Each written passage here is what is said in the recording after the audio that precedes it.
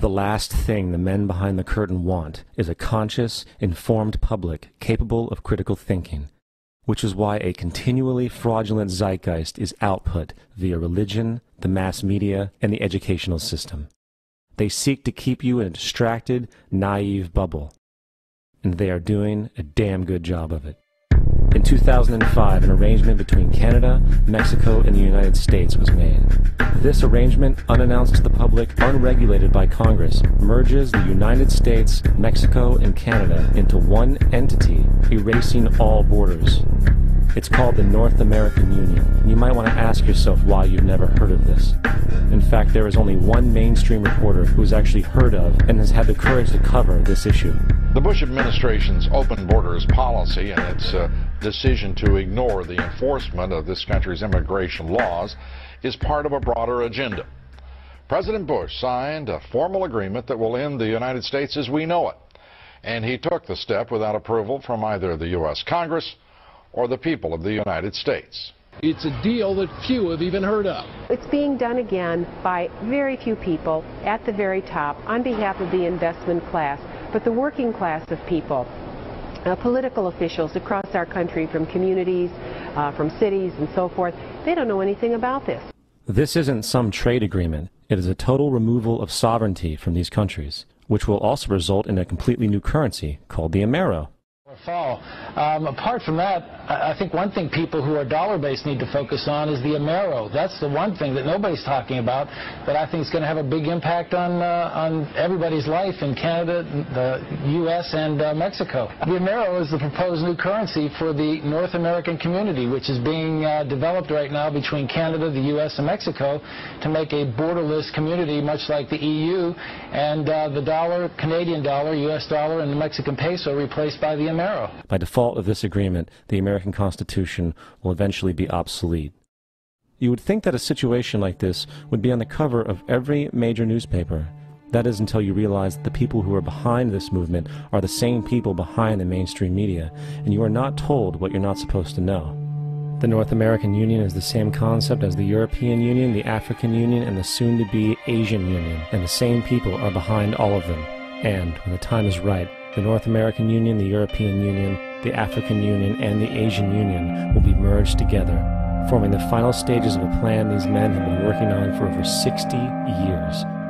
A one-world government.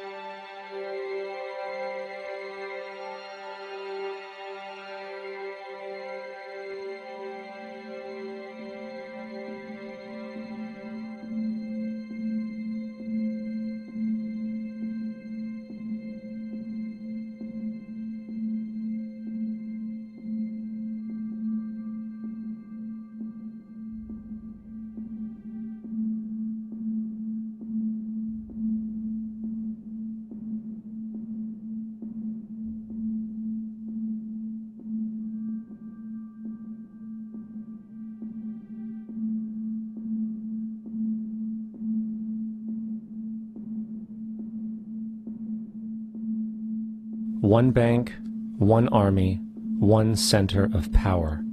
And if we have learned anything from history, it is that power corrupts, and absolute power corrupts absolutely. This is Aaron Russo, a filmmaker and former politician. To his left is Nicholas Rockefeller of the infamous Rockefeller banking and business dynasty. After maintaining a close friendship with Nicholas Rockefeller, Aaron eventually ended the relationship, appalled by what he had learned about the Rockefellers and their ambitions. I got a call one day from an attorney woman I knew, and she said, "Would you like to meet one of the Rockefellers?" I said, "Sure, I'd love to." And we became friends, and he began to divulge a lot of things to me.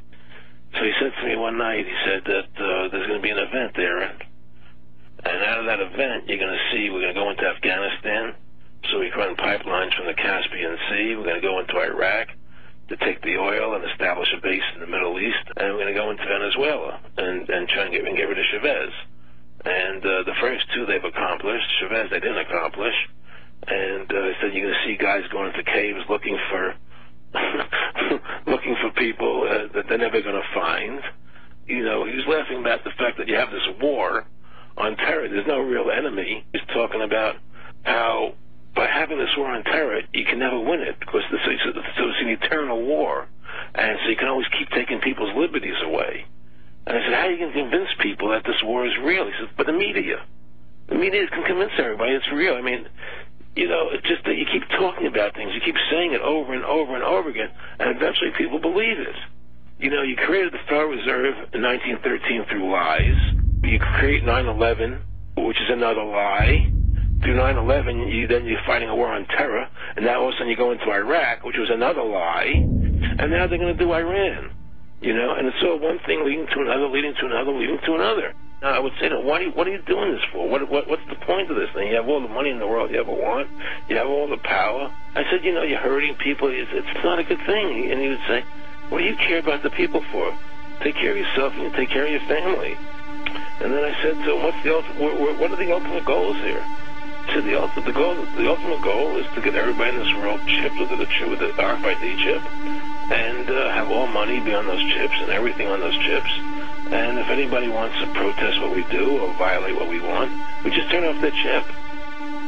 That's right, microchipped. In 2005, Congress, under the pretense of immigration control and the so-called war on terrorism, passed the REAL ID Act, under which it is projected by May 2008, you will be required to carry around a federal identification card, which includes on it a scannable barcode with your personal information. However, this barcode is only an intermediary step before the card is equipped with a VeriChip RFID tracking module, which will use radio frequencies to track your every move on the planet. If this sounds foreign to you, please note that the RFID tracking chip is already in all new American passports. And the final step is the implanted chip, which many people have already been manipulated into accepting under different pretenses. We have a Florida family who are really pioneers in a brave new world. They have volunteered to be the first ever to have microchip identification devices implanted into their body. After 9/11, I was really concerned with the security of my family. I wouldn't mind having something planted permanently in my arm that would identify me. In the end, everybody will be locked into a monitored control grid where every single action you perform is documented. And if you get out of line, they can just turn off your chip, for at that point in time, every single aspect of society will revolve around interactions with the chips. This is the picture that is painted for the future if you open your eyes to see it. A centralized one-world economy where everyone's moves and everyone's transactions are tracked and monitored, all rights removed. The most incredible aspect of all, these totalitarian elements will not be forced upon the people. The people will demand them. For the social manipulation of society through the generation of fear and division has completely detached humans from their sense of power and reality. A process which has been going on for centuries, if not millennia. Religion, patriotism, race, wealth, class, and every other form of arbitrary, separatist identification and thus conceit has served to create a controlled population, utterly malleable in the hands of the few. Divide and conquer is the motto, and as long as people continue to see themselves as separate from everything else, they lend themselves to being completely enslaved. The men behind the curtain know this, and they also know that if people ever realize the truth of their relationship to nature, and the truth of their personal power, the entire manufactured zeitgeist they prey upon will collapse like a house of cards.